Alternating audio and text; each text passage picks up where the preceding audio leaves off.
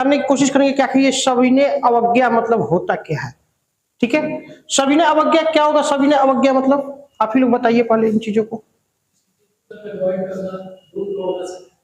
किसी चीज को अवॉइड करना, किसी चीज को रूल तोड़ना। ठीक है, एक एक करके आएंगे। ठीक है, नागरिक द्वारा सरकार के बनाए गए कुछ कानून या नियमों का हिंसक रूप से विरोध करना या उसका पालन नहीं करना, इसी को समझना होगा।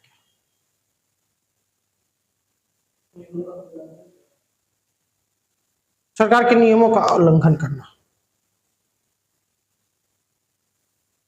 सविनय, सविनय मतलब क्या होता है? विनय मतलब क्या होता है? विनय शब्द को पकड़िए। विनय मतलब क्या होता है?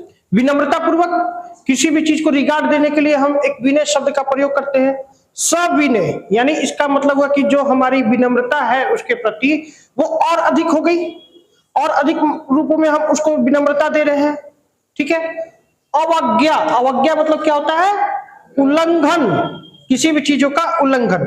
यानी हम जो होंगे, सरकार की जो नीतियां होंगी, सरकार की जो बातें होंगी, सरकार की जो पॉलिसियां होंगी, उन पॉलिसियों को हम विनम्रता पूर्वक उसे मानने से इनकार कर देंगे। हम इसमें भी देखिए कि गांधी जी के द्वारा जो गांधीवाद जो नीतियां हैं, गांधीवाद नीतियां कितनी विनम्रता, कितनी भावपूर्ण तरीके से वो एक तरीके से गांधी जी के द्वारा प्रयोग किया जा रहा है। गांधी जी का एक जो आइडियोलॉजी था, उस आइडियोलॉजी के बिल्कुल जड़ में ये चीजें थे कि वो सामने वाले को कोई भी उसके अंदर अगर परिवर्तन लाना चाहते थे तो वो जबरदस्ती परिवर्तन लाने में विश्वास नहीं करते थे, सामने वाले के हृदय को परिवर्तित कर देने में विश्वास रखते थे। यही गांधी जी की जो फिलॉसफी थी, गांधी जी को अन्य लोगों से उन्हें श्रेष्ठ बनाती है। गांधी जी के द्वारा पूर्व में चलाया गया था 1920 ईस्वी में एक मूवमेंट चलाया गया था। उस मूवमेंट को हम लोगों ने देखा था, कौन सा था? असहयोग आंदोलन। इस असहयोग आंदोलन के माध्यम से गांधी जी क्या साबित करना चाहते थे? इस असहयोग आंदोलन के माध्यम से गांधी जी ने जब देखे कि हाँ, अब भारतीयों के जनमानस के अंदर एक ऐसी भावना जागृत हो चुकी है जो अंग्रेजों को खुल करके विरोध कर रहे हैं। उसके पहले के थोड़ा सा सिनारियो को अगर हम समझने की कोशिश करें तो जैसे कि 1905 ईस्वी में बंगाल विभाजन, बंगाल विभाजन 1905 ईस्वी में हुआ। ठीक है, थोड़ा सा बैक में हम आते हैं, फिर से 1906 ईस्वी में हम देख रहे हैं मुस्लिम लीग की स्थापना हो चुकी थी। मुस्लिम लीग की स्थापना होने के साथ ही एक चीज कुछ हुआ क्या नहीं, अंग्रेज यहां पर कामयाब हो गए थे भारत को हिंदू और मुस्लिम दो भागों में बांटने के लिए। ठीक है, फिर जैसे ही समय आगे बढ़ते हैं एक मूवमेंट होता है खिलाफत मूवमेंट। खिलाफत मूवमेंट के द्वारा अब देखा गया कि गांधी जी ने क्या किया कि यहाँ के मुस्लिम वर्गों को समर्थन दे दिया। समर्थन दे दिया तो इससे कुछ फायदा हुआ चाहे नहीं, एक जबरदस्त फायदा ये हुआ कि अब यहाँ के सिनारियों में जो मुस्लिम लीग मुसलमानों को लेकर के अपने पक्षधर में आगे की ओर बढ़ रही थी और कह रही थी कि भारतीय राष्ट्रीय कांग्रेस से अब आपका कोई संबंध नहीं है, उस दुर्भावना को कुछ हद तक गांधी जी खिलाफत मूवमेंट में अपनी उपस्थिति दे कर रहे थे कि नहीं, अब यहाँ के लोगों को अगर हम फिर से जोड़ना चाहते हैं तो यहाँ के लोगों को कुछ उस प्रकार के रचनात्मक कार्यक्रमों के माध्यम से चाहे अन्य नीतियों के माध्यम से यहाँ के लोगों को जोड़ने की आवश्यकता है।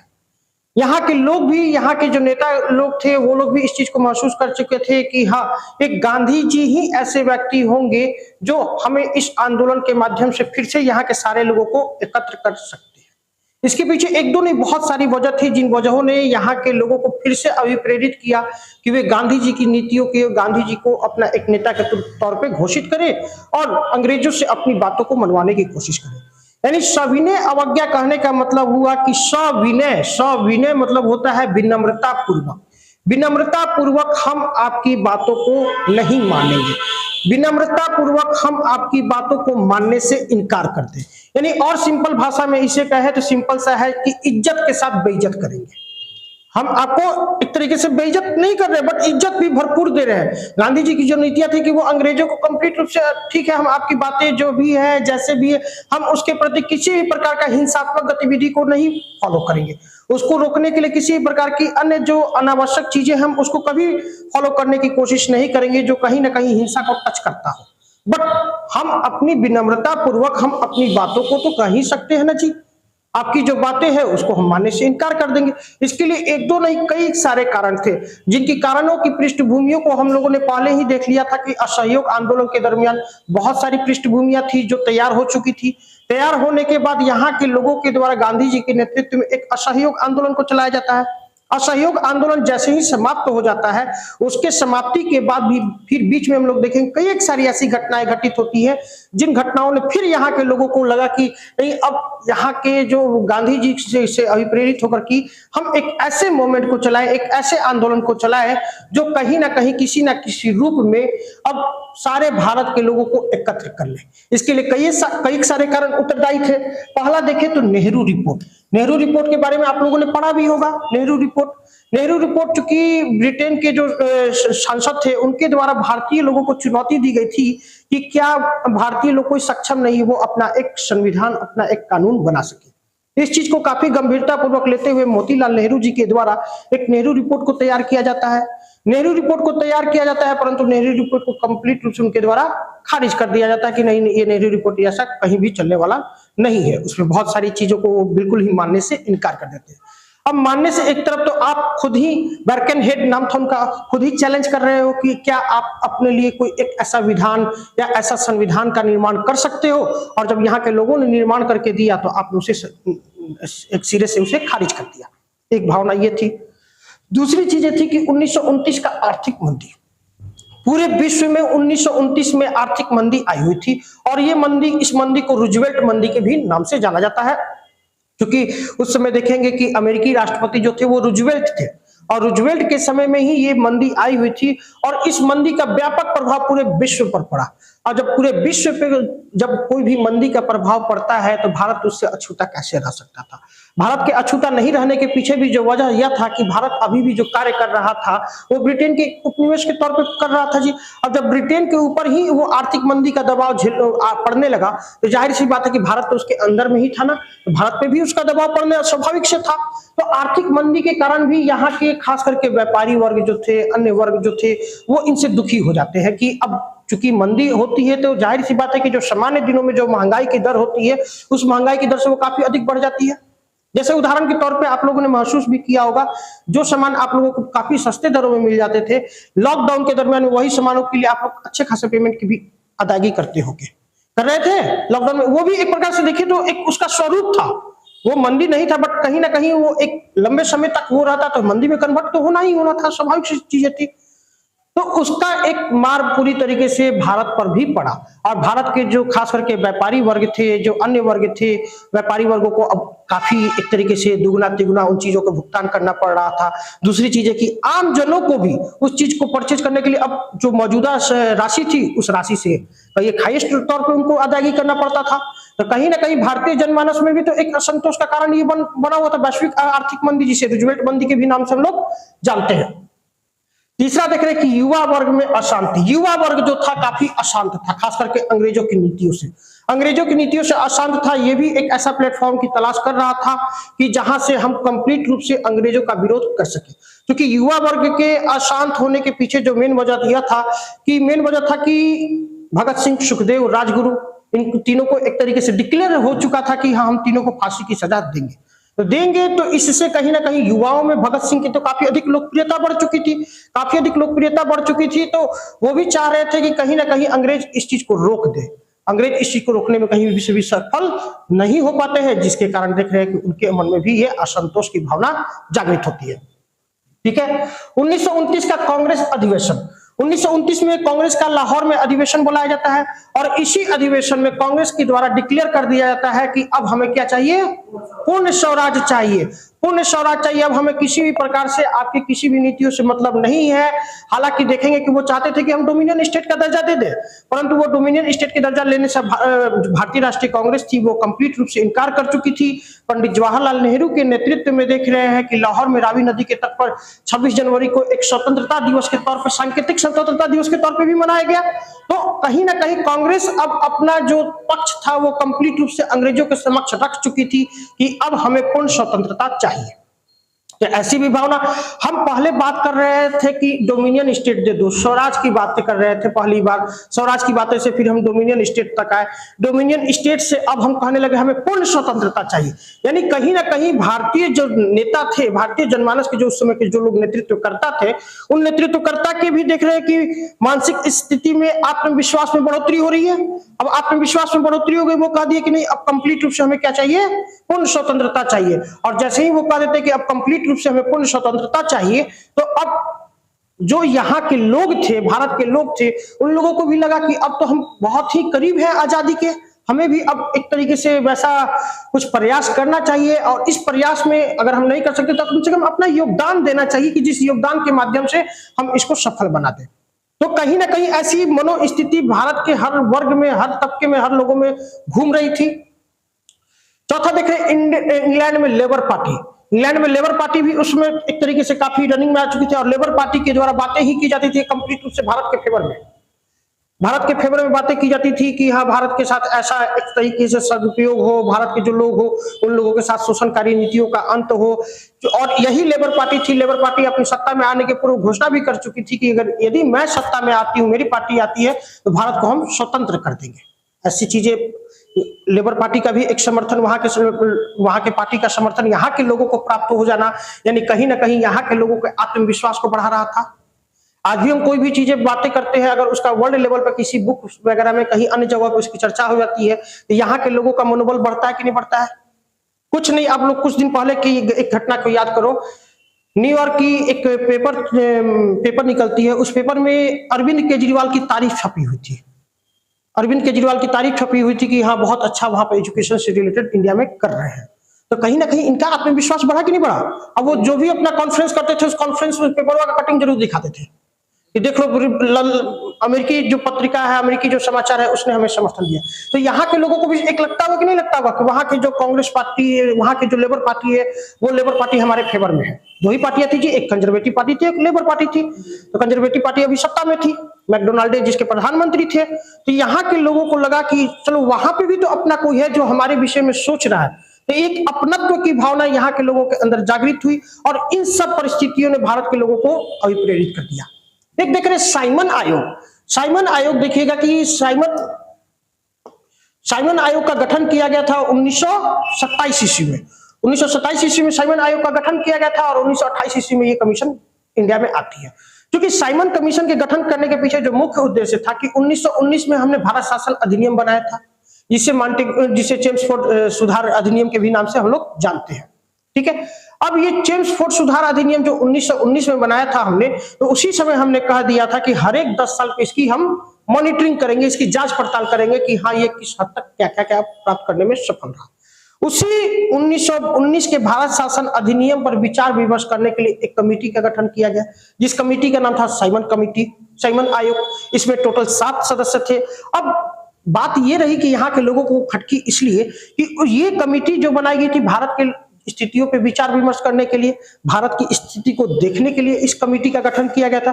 परंतु इस कमेटी में 7 मेंबर में एक भी भारतीय नहीं थे, और एक भी भारतीय नहीं थे तो जाहिर सी बात है कि अब भारतीय नहीं थे तो यहाँ के भारत के जो लोग होंगे उनको तो एक और फिर से मुद्दा मिल गया विरोध करने का।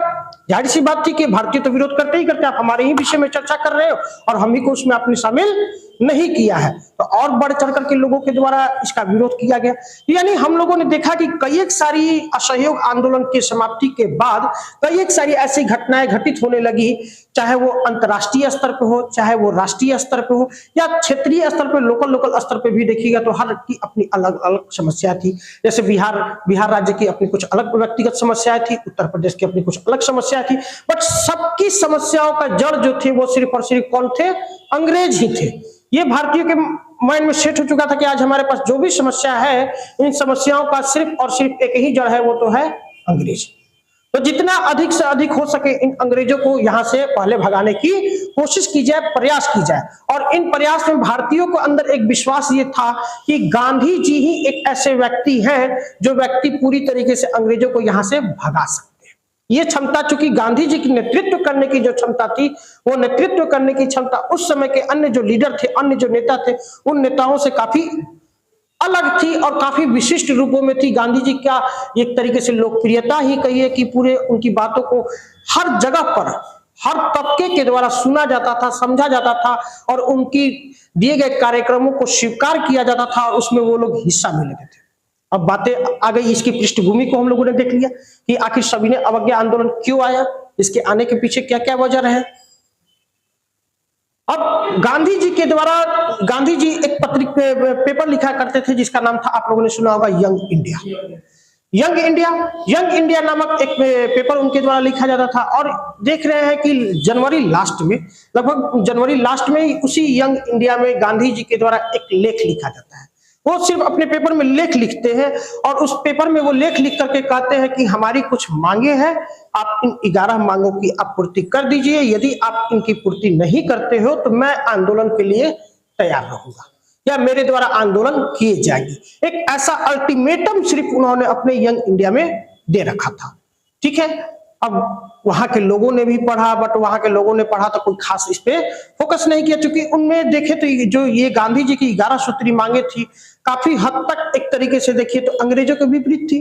अंग्रेजों के विपरीत थी तो अंग्रेजों ने उन चीजों को डिनाई कर दिया, मानने से इनकार कर दिया, या यूं कहे कि उस पर किसी प्रकार का विशेष फोकस नहीं किया गया। ये 11 सूत्री मांगे क्या क्या थी? पहला कार्य है कि मदिरा का पूर्ण निषेध, शराब का पूर्ण निषेध कर दो। अब देखिए गांधी जी की नीतियों को समझने की इसी के माध्यम से कोशिश कीजिएगा कि गांधी जी वैसे ही नीतियों को टच करते थे जिसका प्रभाव कंप्लीट रूप से सोसाइटी पर पड़े, सोसाइटी पे पड़ रहा हो और कहीं ना कहीं एक सोसाइटी का जो तबका है वो उठ करके हमें पार्टिसिपेट करने के लिए हमारे पास आ जाए और वो तबका हमारा समर्थन दे दे। इन्होंने कहा कि मदिरा पर पूर्ण निषेध लागू कर दो, यानी समाज में जो विद्यमान शराब पीने के कारण क्या समाज की सोसाइटी जो होती है वो सोसाइटी कैसी हो जाती है? अच्छी होती है? कहीं ना कहीं उसका नकारात्मक प्रभाव सोसाइटी पर तो पड़ता ही पड़ता है जी, शराब पीने के कारण। तो गांधी जी इस चीज को समझे और सबसे अधिक की शराब पे अगर पाबंदी लगा दिया जाए तो कौन सा वर्ग का समर्थन मिल जाएगा? शराब पे अगर पाबंदी लग जाए तो कौन सा वर्ग का समर्थन मिलेगा? महिलाओं का। छोटे वर्ग का क्यों? वो तो अपने पौआ मार के टंच रहेगा तू तो और दुखी रहेगा ना, वो दुखी होगा। महिलाएं खुश होंगी क्योंकि पी करके आता था तो अत्याचार किस पे करता था? महिलाओं पर अत्याचार करता था, उनके साथ मारपीट करना, अभद्र भाषा का प्रयोग करना। आज देखिए, आज ही के संदर्भ में देखिए ना, नीतीश कुमार का कुछ भी वोट बैंक इधर उधर हो जाए बट महिला वोट बैंक उनका सुरक्षित रहता है।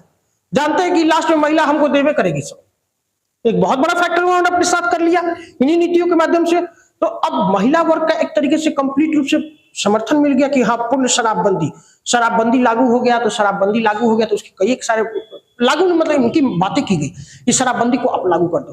तो शराबबंदी के लागू होने से एक तरीके से ये फायदा होगा, पहला चीज की सोसाइटी में जो शांति व्यवस्था होगी वो विद्यमान होगी। ठीक है, दूसरी चीज है कि महिलाओं के ऊपर अनावश्यक अत्याचार नहीं होगा।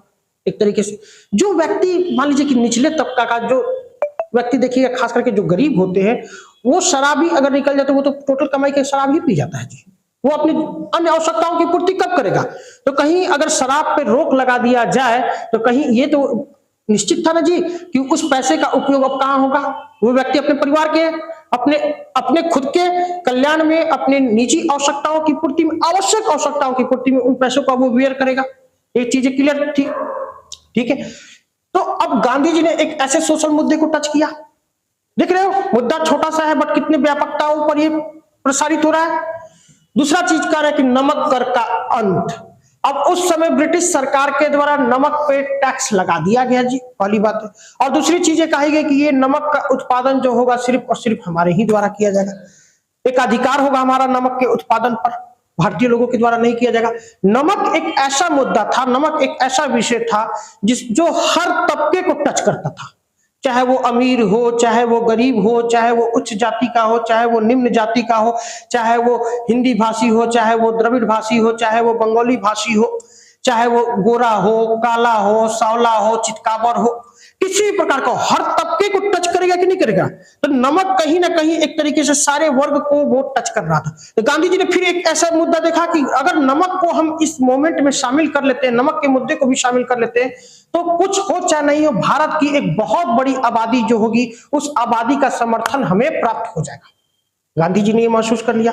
तो देखो कैसे कैसे वो मुद्दे को टच कर रहे हैं, ऐसे ऐसे मुद्दे को टच कर रहे हैं जिससे बगैर, ठीक है हमें समर्थन तो मिलेगा, मिले, बगैर बहुत अधिक मेहनत किए हुए हमें बहुत बड़े लोगों का, विशाल लोगों का समर्थन, जनसैलाब का समर्थन हमें प्राप्त हो जाए। और यही तो नीतियां थी जो गांधी जी को, गांधी एक तरीके से गांधीवाद को कंप्लीट रूप से भारत में स्थापित करने में सफल हो जाती है। दो मुद्दे क्लियर। तीसरे आते हैं विदेशी वस्तुओं के आयात पर प्रतिबंध।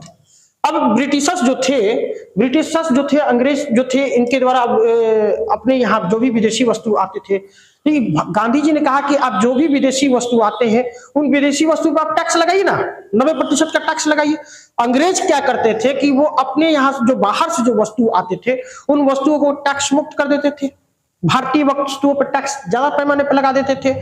अब जब भारतीय वस्तु, अब ब्रिटिशर्सों के जो बाहरी विदेशी वस्तु आ रहे हैं उनसे कॉस्टली हो जाएंगे और उनसे टिकाऊ भी नहीं रहेंगे, उनका मुकाबला भी नहीं कर पाएंगे, तो उन वस्तुओं की बिक्री क्या होगी? कोई खरीदेगा? नहीं खरीदेगा, उनकी खरीदारी में गिरावट आ जाएगी। तो गांधी जी ने कहा कि आप जो बाहर से जो वस्तु आ रहे हैं उन पे आप टैक्स लगाइए ना, 90% तक आप टैक्स लगा दीजिए, कोई दिक्कत नहीं है हमें। समझ रहे हो? अब ये गांधी जी से प्रपोजल दे रहे हैं अपने यंग इंडिया के माध्यम से कि आपको ये जो हम दे रहे हैं 11 सूत्री बातें, इन 11 सूत्री बातों को आपको फॉलो करने की कोशिश करना है। अंग्रेज भला इस चीज को क्यों करते? अंग्रेज अगर ऐसा करते तो हो सकता उससे भारतीय व्यापार को, भारतीय वाणिज्य को प्रोत्साहन मिलता। तो भारतीय व्यापार फले फूले चाहे कुछ भी हो, इसी से अंग्रेजों को क्या मतलब? कोई मतलब तो था नहीं। बट इस तरीके से गांधी जी ने अब इस पे अपना बातों को, ये विदेशी वस्तुओं पे आयात पे प्रतिबंध लगाने की जैसे ही वो बात करते हैं, अब कहीं ना कहीं गांधी जी ने इस मोमेंट में व्यापारी वर्गों का भी समर्थन खींच लिया। व्यापारी वर्गों को लगा कि अगर हम गांधी जी का सपोर्ट करेंगे तो मेरा यहाँ पे बिजनेस और अधिक उन्नत हो जाएगा। जी आखिर आज के समय में हम आगे नहीं बढ़ पा रहे हैं। क्यों नहीं बढ़ पा रहे हैं? क्योंकि विदेशी वस्तुओं को मुकाबला करने के लिए हमारे पास ना तो उतने बड़े पैमाने पर संसाधन है, ना तो उतने बड़े पैमाने पर हमारे पास तकनीक है, और जो हम प्रोडक्शन भी कर भी रहे हैं वो प्रोडक्शन मार्केट होने के अंतिम समय के बाद वो मार्केट में इतना ना अधिक मूल्य पे आ रही है कि लोग उसको सहजतापूर्वक खरीद नहीं पा रहे। तो व्यापारी वर्गों को लगा कि अगर वहां का वस्तु अगर बहुत अधिक महंगा हो जाएगा तो यहाँ के लोगों की आवश्यकता हो जाएगी, मजबूरी हो जाएगी, यहीं के लोगों को, यहीं के वस्तुओं को वो खरीदने पर बल देंगे। एक तरीके से इसके माध्यम से गांधी जी ने कहीं ना कहीं स्वदेशी पे भी बल दे दिया, इनडायरेक्ट वे में स्वदेशी पे भी बल दे दिया कि हाँ यहाँ की चीजों को आप खींच लिया। फिर इन्होंने कहा कि विनिमय दर में कमी की जाए। विनिमय दर रुपए के अवमूल्यन से संबंधित था, ये चीजें, उसमें कमी की जाए। जो वैल्यूएशन है उस वैल्यूएशन को, अब ब्रिटिशर्सों को जो व्यापारियों को बहुत अधिक लाभ मिल रहा था उस लाभ में आप कहीं ना कहीं कमी लाइए। अब इसका टोटल इंपैक्ट जाने वाला था किस पे? यहाँ के व्यापारी वर्गों पर। तो देख रहे हो एक तरीके से सोसाइटी में भी विद्यमान नीतियों को वो खींचने की कोशिश कर रहे हैं। दूसरी चीजें ठीक है, अब इनका जो डायरेक्ट प्रभाव था वो कहीं ना कहीं एक तरीके से आम जन पे तो पड़ता नहीं, आम जन पर ठीक है इनडायरेक्ट वे में नाते जी की वस्तु महंगी मिलती, परंतु सबसे अधिक प्रभाव किस पे पड़ने वाला था? व्यापारी वर्गों पर। फिर उसी प्रकार से भूमि कर से संबंधित था, लैंड रेवेन्यू टैक्सेस से भी संबंधित था। इस टैक्स को क्या कहते हैं? 50% तक ये कम कर दिया जाए।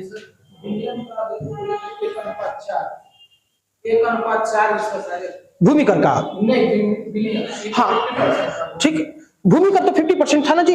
अब विनिमय दर चलो एक तरीके ये कह रहे हैं कि भूमि कर जो है उसको भी आप कम करके कम से कम 50% तक ये लेकर के आ जाओ।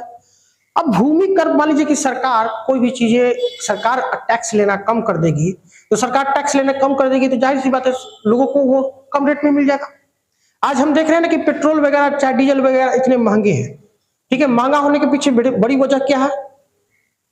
टैक्स, सरकार के द्वारा उस पर टैक्स बड़े पैमाने पर लगाए जा रहे हैं। अगर सरकार अपनी टैक्सों को कम कर दे, केंद्र सरकार चाहे राज्य सरकार, तो हो सकता है कि आज आम लोगों को वो पेट्रोल और डीजल काफी सस्ती दरों में मिलना शुरुआत हो जाए। तो इन्होंने कहा कि उस पर भी आप कमी कर दो। तो ठीक है, भूमि खरीदेगा कौन? खरीदेगा कौन? आम लोग खरीदेंगे। इंडस्ट्रियल लॉज यानी फिर उद्योगपतियों, व्यापारियों को टच किया। कहीं ना कहीं इनडायरेक्ट वे में देख रहे हो व्यापारियों को भी टच कर रहा है कि नहीं कर रहा। ठीक है, आम लोग जो होंगे वो भूमि कितना खरीदेंगे, 1 कट्ठा 2 कट्ठा रहने भर यही ना खरीदेंगे जी, इससे ज्यादा वो क्या करेंगे खरीद करके। बट जो उस पर अपना माइंड लगा रहा है कि हाँ इस भूमि को हम कैसे आगे आगे करके अपने एक इंडस्ट्री में और इनके माध्यम से हम कैसे उद्योग को आगे बढ़ा सकते हैं, तो कहीं ना कहीं इसका इम्पैक्ट तो व्यापारी वर्गों के हित में ही था। तो अब ये इतने बड़े बड़े चीजें अब यंग इंडिया में निकला हुआ है। यंग इंडिया गांधी जी का जो पेपर था, तो गांधी जी का न्यूज़पेपर अंग्रेज भी पढ़ेंगे, यहाँ के जो व्यापारी है जमनालाल बजाज भी पढ़ रहे होंगे। वाह, बापू ने तो बड़ा अच्छा काम किया है। अगर जैसे ही हो जाता है, आज हम लोग जो टैक्स दे रहे हैं उस टैक्स का तो 50% आधा हो जाएगा जी। जो जमीन हम आज खरीद रहे हैं, मान लीजिए कि 1000 रुपए में, अब हमको 2500 रुपए में खरीदना पड़ जाएगा। और भी बहुत तेरो चीजें, तो ये लोगों के माइंड में स्ट्राइक करने लगा कि बापू इस बार बहुत अच्छा कर रहे हैं और हम लोगों को खुल करके इनका समर्थन देना चाहिए। तो एक बहुत बड़ा तबका का खींच लिया इन्होंने समर्थन। अब देखिए इसका इम्पैक्ट क्या आने वाला था। एक बड़ा तबका का इन्होंने अपने तरफ खींच लिया था, यानी व्यापारी वर्ग जिसको आप बोल रहे हैं। तो कोई भी आंदोलन को सक्सेस बनाने के लिए, कोई भी आंदोलन को सफल बनाने के लिए एक जो सबसे बड़ी आवश्यकता होती है वो होती है पूंजी की। पूंजी की, धन की आवश्यकता होती है। हर चीजें करेंगे, ठीक है, यहां से वहां जा रहे हैं, आने जाने में खर्चा हो रहा है ना जी। जितने दिन भी यह आंदोलन चलेगा, इस आंदोलन के दरमियान में भोजन पानी की भी तो व्यवस्था होनी चाहिए। तो ये भोजन पानी कहां से आएगा? तो गांधी जी अब एक देखो, एक तीर से कितने शिकार कर चुके थे। एक इन वर्ग का समर्थन भी ले चुके थे, दूसरी चीजें जान चुके थे कि अगर आगे चल करके अगर किसी भी प्रकार की आवश्यकता पड़ती है तो ये वर्ग तुरंत सहायता करने के लिए तैयार हो जाएगा। जिसमें देखिएगा कि जमनालाल बजाज के द्वारा काफी बड़े पैमाने पर इसमें इकोनॉमिकल हेल्प भी किया गया है। क्लियर? तो अब एक बड़े तबके का उन्होंने समर्थन ले लिया था। इधर का स्लाइड समझ में आ गया? चलिए अब इधर आते हैं। सेना संबंधी व्यय में 50% की कमी कर दी जाए।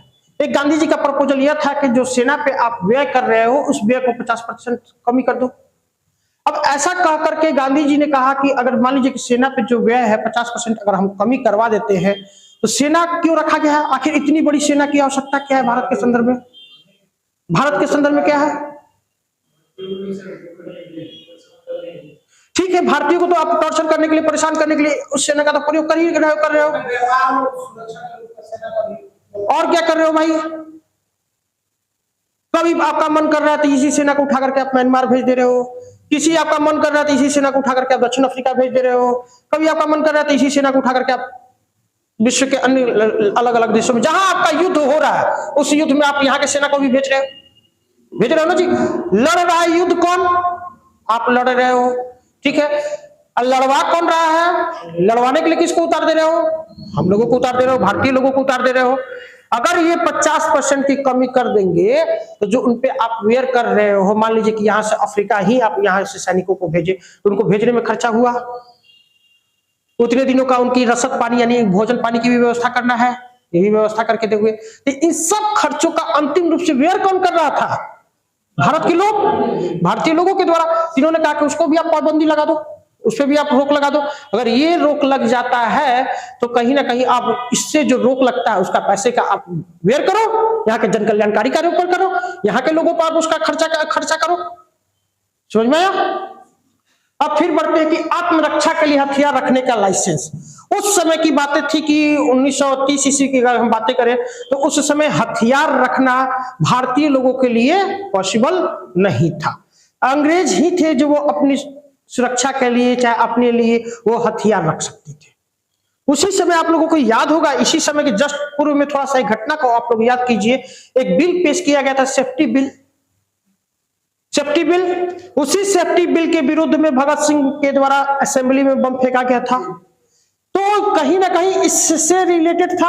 अब इन्होंने कहा कि वो भारतीय जो चाह रहे हैं कि हमें आत्म सुरक्षा के लिए हथियार रखना है, आप उनको इजाजत दो ना, कोई दिक्कत नहीं है। सिर्फ हथियार अंग्रेज ही क्यों रखेंगे?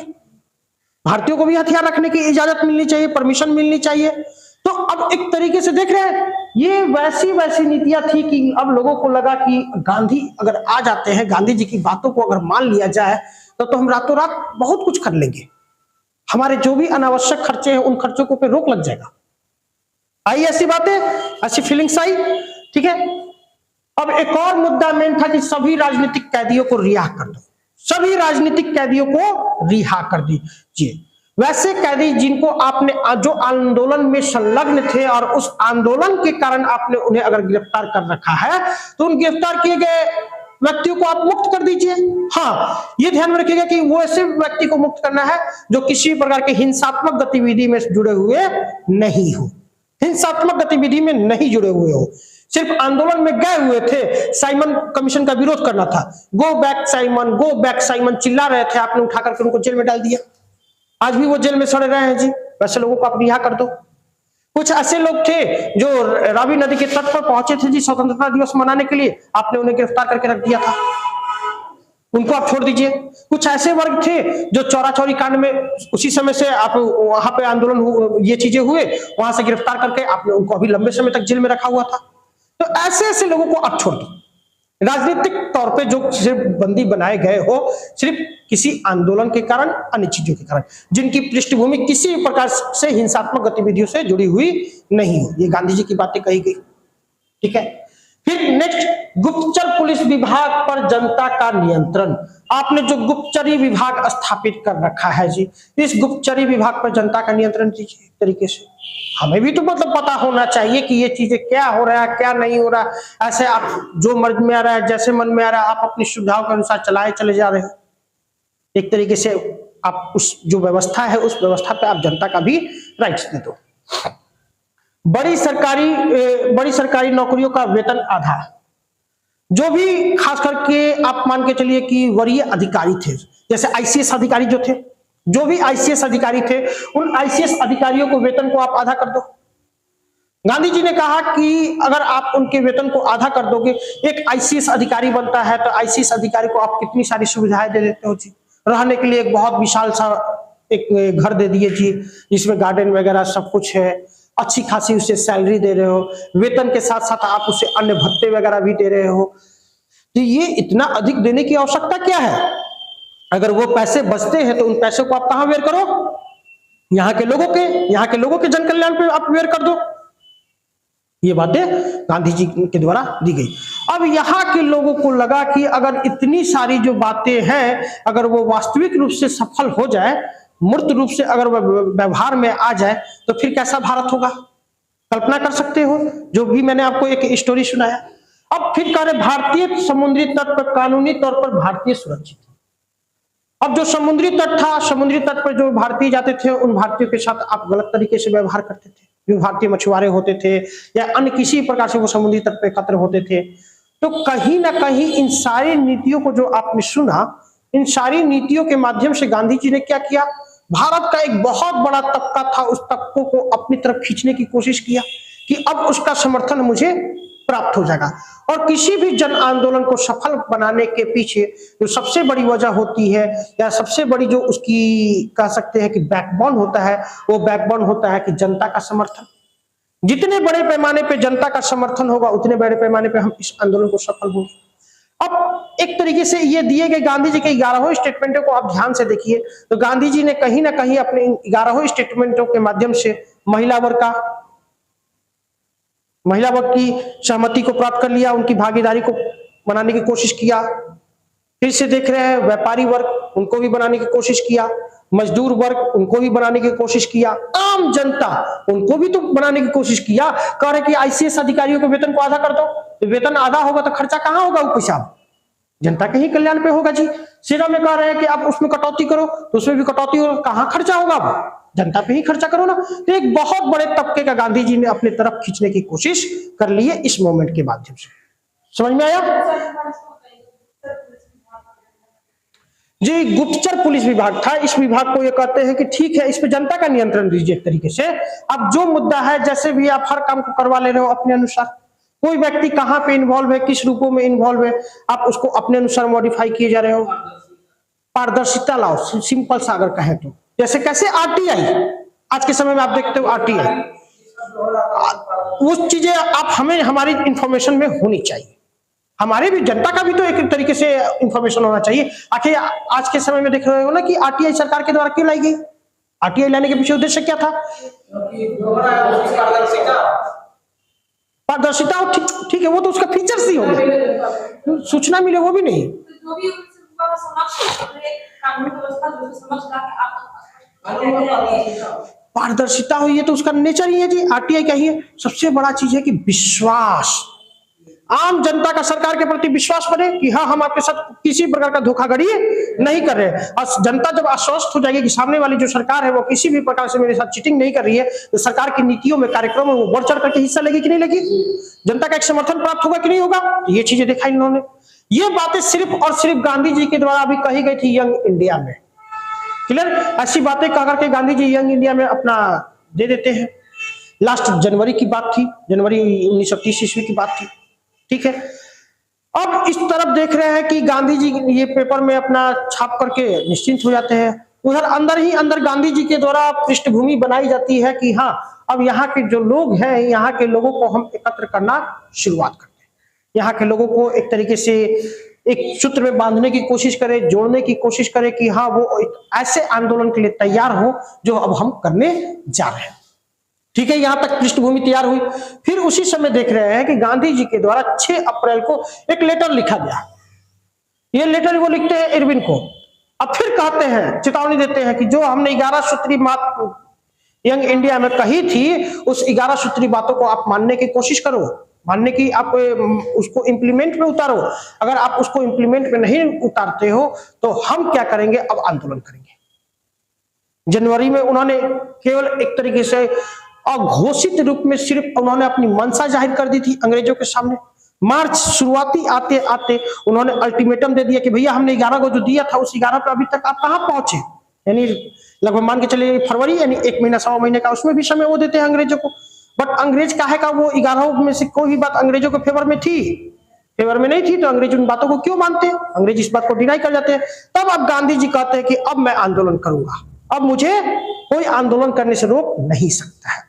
अब इन्हीं सब चीजों को लेकर के फिर देख रहे हैं कि 12 मार्च 1930 ईस्वी को, 12 मार्च 1930 ईस्वी को महात्मा गांधी के नेतृत्व में देख रहे हैं कि एक तरीके से देख रहे हैं कि उनके दांडी पैदल यात्रा शुरुआत की जाती है, जो दांडी से साबरमती की थी। लगभग 240 मील की यात्रा थी और गांधी जी ने अपने 78 अनुयायियों के साथ इस यात्रा की शुरुआत कर दी। 78 अनुयायियों के साथ गांधी जी वहां पर पहुंचते हैं और जैसे ही पहुंचते हैं तो वहां पे उनके द्वारा सांकेतिक तौर पे चूंकि दांडी के किनारे जैसे ही पहुंचते हैं तो वहां पे उनके द्वारा नमक बनाया जाता है। तो एक तो नमक को बनाने पर एकाधिकार था, अभी हम लोगों ने देखा कि एकाधिकार था, वो जब बनाएंगे तो वो ब्रिटिशर्सों के द्वारा, अंग्रेजों के द्वारा ही बनाया जाएगा जी। तो उस एकाधिकार को इन्होंने तोड़ दिया। अब पूरे देश में खबर पूरी तरीके से प्रसारित होगी, गांधी जी ने नमक कानून तोड़ दिया, नमक कानून तोड़ दिया। अब गांधी जी ने नमक कानून तोड़ दिया और मैं गांधी जी के आंदोलन का समर्थन करता हूं, तो इस नाते मेरा भी नैतिक दायित्व बनता है कि मैं भी इस नमक कानून को तोड़ूं। मैं जहां भी रह रहा हूं वहां पर जाकर के नमक बनाऊं।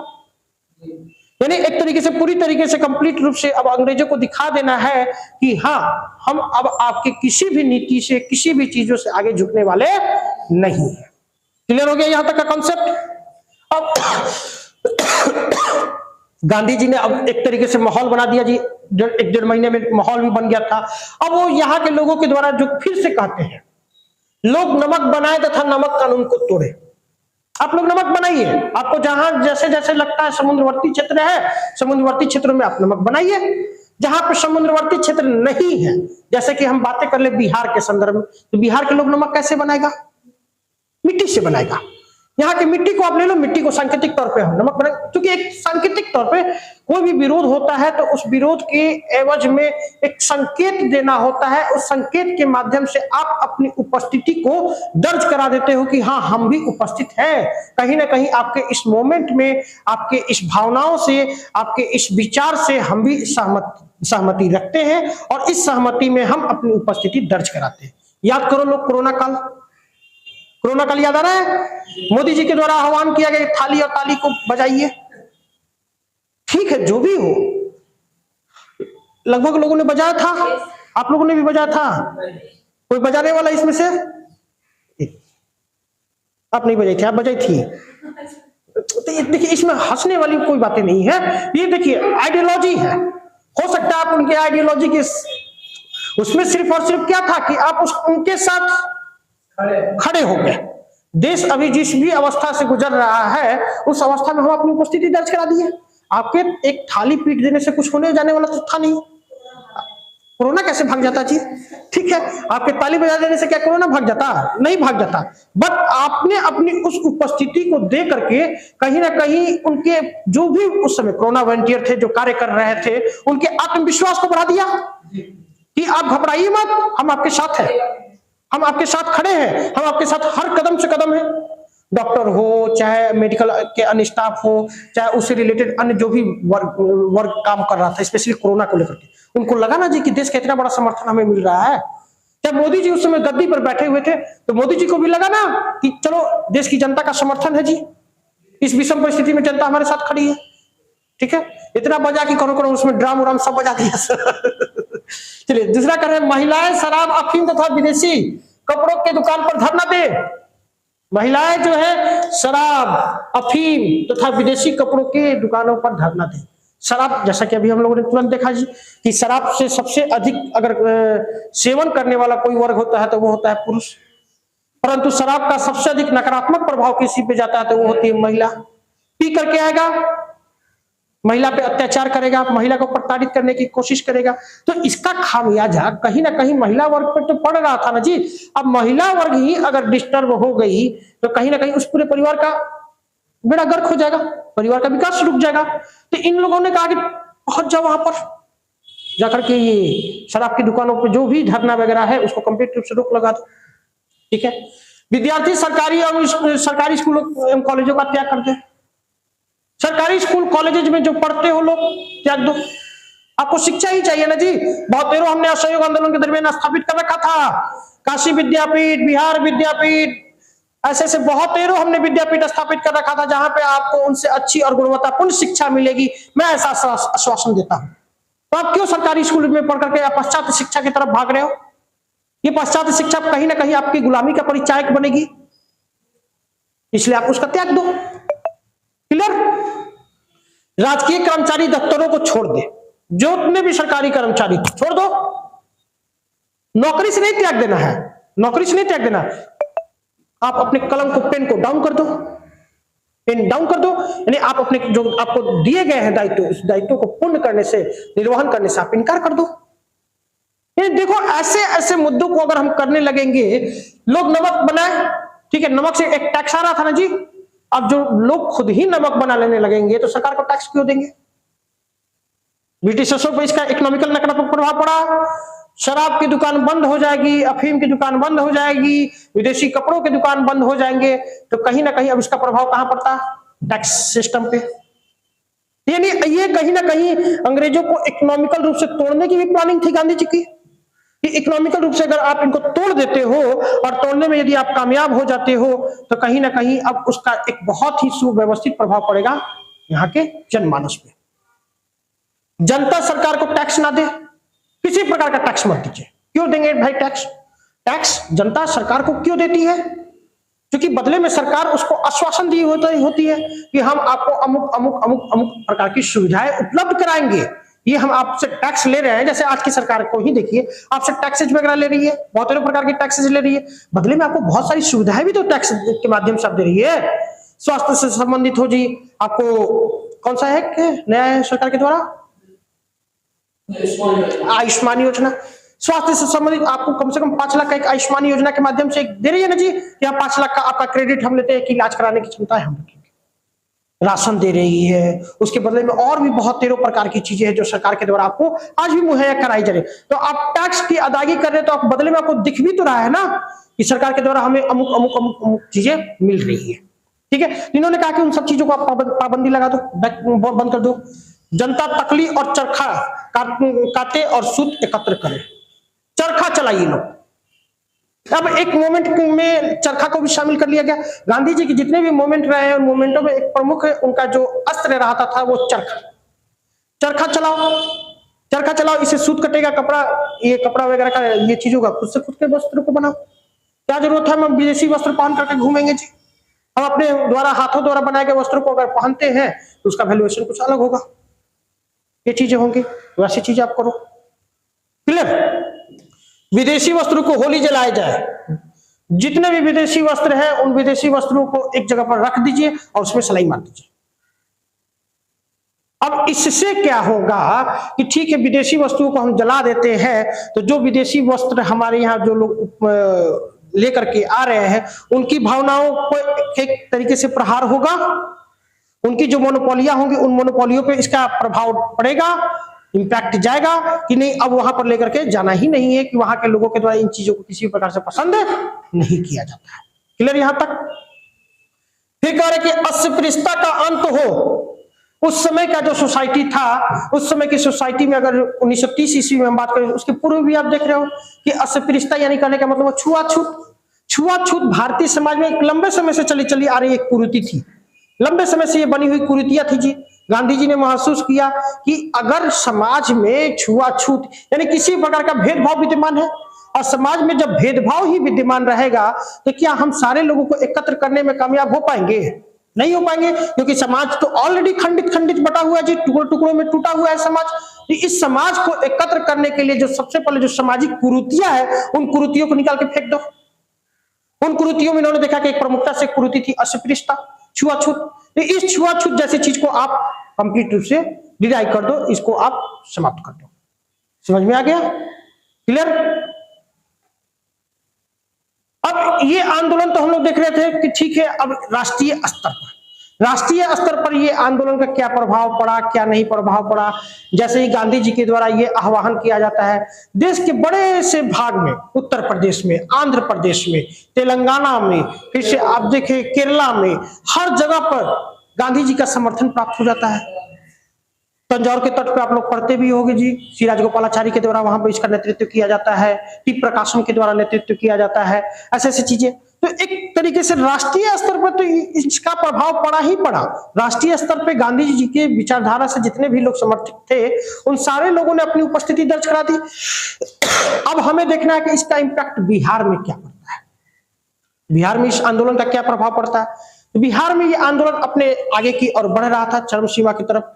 जैसे ही अब बिहार के लोगों का गांधी जी के साथ एक आत्मीय लगाव भी था। आत्मीय लगाव होने के पीछे जो मेन वजह था कि गांधी जी को जो पहचान मिली थी वो राष्ट्रीय स्तर पे, उस पहचान को स्थापित कराने में कहीं ना कहीं बिहार का बहुत बड़ा योगदान था, क्योंकि यही वो चंपारण की धरती थी। चंपारण के आंदोलन ने गांधी जी को महात्मा गांधी बना दिया, इसी आंदोलन की सफलता का श्रेय था। तो एक तरीके से चंपारण में ही आकर के गांधी जी ने पहली बार अपने सत्याग्रह का प्रयोग किया भारत में के संदर्भ में। वो सक्सेस भी हो जाता है, सफल भी हो जाता है। तो सक्सेस हो जाता है, सफल हो जाता है, तो फिर बिहार के लोगों को जैसे ही इंफॉर्मेशन आता है कि गांधी जी के द्वारा फिर एक नया आंदोलन खड़ा किया जा रहा है, तो अब यहाँ के लोगों को विश्वास जगता है कि इस बार पक्का हो ना हो गांधी जी सक्सेस हो ही जाएंगे, सफल हो ही जाएंगे अंग्रेजों को यहाँ से भगाने में। और गांधी जी अगर सफल हो जाते हैं तो क्यों नहीं हमें बढ़ चढ़ करके गांधी जी का योगदान देना चाहिए, गांधी जी का क्यों नहीं बढ़ चढ़ करके सहयोग देना चाहिए। यहाँ के लोगों के द्वारा बड़े पैमाने पर इसका सहयोग दिया गया बिहार के लोगों के द्वारा। भारत के अन्य भागों की तुलना में देखेंगे तो बिहार में इसका प्रभाव कहीं ज्यादा प्रभाव रहता है। ज्यादा प्रभाव रहने के पीछे जो मेन वजह रहा कि बिहार की जो धरती थी वो गांधी की कर्म भूमि भी मानी जाती है, कर्म भूमि थी गांधी की। और गांधी की कर्म भूमि होने के कारण यहाँ के लोगों ने उसके प्रति अपना एक सहानुभूति रखी है, या उनके कार्यों के प्रति अपनी एक समर्पण की भावना रखी है, वो दिखाया। ठीक है, अब इस बिहार के संदर्भ में देखिए तो बिहार के संदर्भ में कृषक वर्ग, ये वर्ग भी खुलकर के आ चुका था। अब कृषक वर्ग किसी भी आंदोलन का हिस्सा बन जाए तो एक तरीके से बहुत बड़ा तबका मिल चुका था उस आंदोलन को सफल बनाने में। आज भी देखें तो भारत की आबादी का सबसे बड़ा आबादी कोई है तो कृषक वर्ग है जी। आज जो कि 2024 में हम चल रहे हैं और इतने बड़े पैमाने पे इंडस्ट्रियल एरिया है, बट फिर भी आज भी हम देख रहे हैं कि भारत की आबादी का लगभग 60% आज भी कृषि पर निर्भर कृषक परिवार है। एक बहुत बड़ा समर्थन मिल गया, एक बहुत बड़ा आबादी की हमें समर्थन मिल गया। दूसरा युवा वर्ग का भी समर्थन मिल गया था जी। ऐसी अच्छी बातें कही ही गई थी। सेना में जाओगे तो अब आपके साथ जाति नहीं होगी जी, अगर आप जाते हो तो ठीक है। शराब का सेवन सबसे अधिक कौन करता है? युवा वर्ग। और शराब के सेवन से बिगड़ने की चांसेस सबसे अधिक किसकी होती है? युवा वर्ग की होती है। तो कहीं ना कहीं एक इस वर्ग का समर्थन भी मिल चुका था जी। व्यापारी वर्ग देखा ही हम लोगों ने जी, ये टैक्सेस वगैरह की बातें कर रहे हैं, इधर उधर भूमि कर से संबंधित बातें कर रहे हैं, तो इस वर्ग का भी समर्थन मिल गया। ये सब बिहार के संदर्भ में। ठीक है, मजदूर वर्ग इनसे भी रिलेटेड था, क्योंकि अब इनसे रिलेटेड था कि ठीक है मद्यपान लागू हो जाएगा, मद निषेध लागू हो जाएगा, मद निषेध लागू हो जाएगा तो कहीं ना कहीं गरीब वर्ग जो था वही ना, मजदूर क्या करते थे? पहले एक आप लोग उदाहरण देखते होंगे 2014 के 15 में बंद हुआ था ना शराबबंदी, 16 में हुआ था, 16 में नीतीश कुमार दोबारा कब आए थे? 15 में आए थे ना, 15 में आए थे, 16 में हुआ था, ठीक है। 16 में शराबबंदी लागू हुआ था। 16 के पहले आप लोग जहां भी रहते होंगे जरूर देखते होंगे कि हर एक मोड़ पे आपके गली कुछ का जो चौराहा होता होगा वहां पे शाम के शाम या कभी महीना में ऐसा नजर आता होगा, एगो बेवड़ा पी करके आता होगा, दम भर चिल्लाता होगा और पूरा उसका इंग्लिश धड़ल्ले से निकलता था। क्या ऐसा देखे हो लोग कि नहीं देखे हो लोग जी? बिहार की सोसाइटी में रह रहे हो, फॉरेन में तो नहीं रह रहे हो। ऐसा आपको नजर आता होगा। वो व्यक्ति क्या था? वो व्यक्ति बिल्कुल निम्न तबके के व्यक्ति होते थे, मजदूर होते थे, रिक्शा चलाने वाले होते थे। वो दिन भर का कमाई रात भर में शाम आते थे बोतल में ढार देता था, जो दिन भर में कमाई बोतल में ढार दिया अब पी गया। अब वो व्यक्ति घर पहुंचता था तो एक तो ऑलरेडी वहां का माहौल भी खराब करता था, ठीक है, नहीं पिया। अब वो जब उसके पैसे बचने लगे और वो व्यक्ति उस पैसे का अपने बाल बच्चों पर, उनके स्वास्थ्य पर, उनके शिक्षा पर खर्च आज कर रहा है। ऐसा भी नहीं कि कंप्लीट वर्क उसके तरफ आ गया, बट कुछ ना कुछ तबका उसके कारण विमुख हुआ होगा कि नहीं हुआ होगा इन प्रकार की कुरीतियों से। मिला क्लियर? चाहे वो सब जो भी टैक्सेस वगैरह हम कह रहे थे कि कम कर दो, उन टैक्सेस का कहीं ये मजदूर वर्ग को भी तो लाभ मिलता है, यानी आम जनता को भी तो इसका लाभ मिलने वाला था। क्या दी? इन लोगों ने भी बहुत बढ़ चढ़ करके योगदान दिया था गांधी जी के मूवमेंट में। देखते अभी आगे इन लोगों चूंकि छपरा सारण से रिलेटेड था, क्या करते हैं। वकील वर्ग का तो समर्थन था ही था। महिला वर्ग, इनका भी समर्थन मिल चुका था। अब कोई भी सोसाइटी में इस तबके का अगर किसी मूवमेंट के लिए अगर उसकी सहमति मिल जाए तो उस आंदोलन को सफल होने से कोई रोक सकता है? एक प्रबल संभावना बनती है कि हाँ वो आंदोलन जो होगा अपनी सफलता को प्राप्त कर लेगा। एक ऐसी संभावनाएं बनी गांधी जी की इस मूवमेंट के माध्यम से। क्लियर? बढ़े आगे? समझ में आ रहा है कि नहीं आ रहा है? समझ में आ रहा है ना? फिर अब बिहार में देखें तो बिहार में इस चीज को चंपारण में विपिन बिहारी वर्मा के द्वारा इसका, जैसे कि अभी हम भारत के संदर्भ में देख रहे थे ना, राष्ट्रीय स्तर पर अलग अलग नेताओं के द्वारा अलग अलग क्षेत्रों में इसका प्रतिनिधित्व किया गया। उसी प्रकार से बिहार में हम देखें तो बिहार में भी जिले स्तर पे अलग अलग लोगों के द्वारा इस आंदोलन को नेतृत्व प्रदान किया गया है, जिसमें हम पहला देखें तो चंपारण में विपिन बिहारी वर्मा, उनके द्वारा नेतृत्व किया गया। सारण में गिरीश तिवारी और चंद्रिका सिंह, इन दो व्यक्तियों के द्वारा इसका नेतृत्व किया गया है। ठीक है, आपको जो भी ये आंसर लिखना है वो आपको बिहार के संदर्भ में ही होकर के चलना है, क्योंकि सविनय अवज्ञा आंदोलन आपसे पूछता है भी है तो वो बिहार के कंसेप्ट में ही आएगा ये चीजें। ठीक है, पटना में जगत नारायण लाल, अंबिकाकांत सिंह और राम वृक्ष बेनीपुरी, इन तीनों के द्वारा इसका देख रहे हैं कि नेतृत्व किया जाता है। अब नेतृत्वकर्ता मिल चुके थे। फिर मुंगेर में श्री कृष्ण सिंह के द्वारा नेतृत्व किया जाता है। दरभंगा में सत्यनारायण सिंह, शाहाबाद में सरदार हरिहर सिंह के द्वारा, यानी अलग अलग जगहों पे अलग अलग लोगों ने इस आंदोलन को नेतृत्व करने की जिम्मेवारी को उठा लिया। अब अलग अलग जगहों पे अलग अलग लोग इसका नेतृत्व करेंगे तो जाहिर सी बात है कि इसकी संभावना कुछ हद तक प्रबल बन जाएगी सफल होने की। और बढ़ चढ़ करके जब लोकल स्तर पे अपने लोगों को जागृत करेंगे इस आंदोलन के लिए, तो उस स्थान के अधिकाधिक लोग उसमें अपनी उपस्थिति दर्ज कराने की कोशिश करेंगे। ये भी एक सुनिश्चितता बनेगी। वो भी आप देखते होंगे, कोई भी बड़ा लीडर जब आते हैं, आज के संदर्भ में ही आप देखिएगा कि जब चुनाव प्रचार प्रसार होता है, ठीक है, मोदी जी आते हैं, पटना में आए हैं तो क्या सिर्फ अकेले मोदी जी जाकर के पूरे सभा को संबोधित करके निकल जाते हैं? नहीं, आप देखिएगा मंच पर लोकल 2-4-5 को नेता को जरूर बैठा जाते हैं। वो नेता बैठ के करते क्या है जी? वो नेताओं को संबोधित करने का अवसर मिले चाहे नहीं मिले, बाकी फिर भी जाकर देखोगे मंच पे बैठे रहेंगे। क्योंकि ये पूरे जो जनाधार है, इस जो पूरा जनता का जो भीड़ देख रहे हैं, उसको एकत्र करने में इनकी बहुत बड़ी भूमिका। लोकल लोगों को मोदी जी थोड़ी ना जानते हैं, यही ना चिक चिक करके बता रहे हैं उनको कि अगर ऐसा काम करोगे तो मोदी जी तुमको ये दे देंगे, मोदी जी तुमको वो दे देंगे, मोदी जी सत्ता में आएंगे तो लाहौर दे देंगे, मोदी सत्ता में आएंगे तो कराची मिल जाएगा। ये तबका बता रहा है ना जी, कहीं ना कहीं बता रहा है। उसी प्रकार से ये जो लोकल तबके थे, ये अपने लोगों को अभी प्रेरित कर रहे होंगे ना कि गांधी जी का समर्थन करो। गांधी जी का अगर समर्थन करते हो तो गांधी जी कुछ हो चाहे नहीं, अब पूरी तरीके से स्वतंत्रता दिलाने में हमें कामयाब हो जाएंगे। और गांधी जी जब स्वतंत्रता दिलाने में कामयाब हो जाएंगे तो हम सब आजाद हो गए। तो फिर किस बात का ये चीज है? क्लियर? समझ में आया?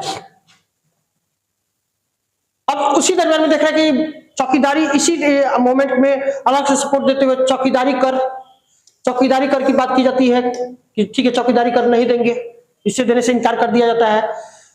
उसी समय क्या होता है कि इसी मोमेंट में भागलपुर में एक जगह था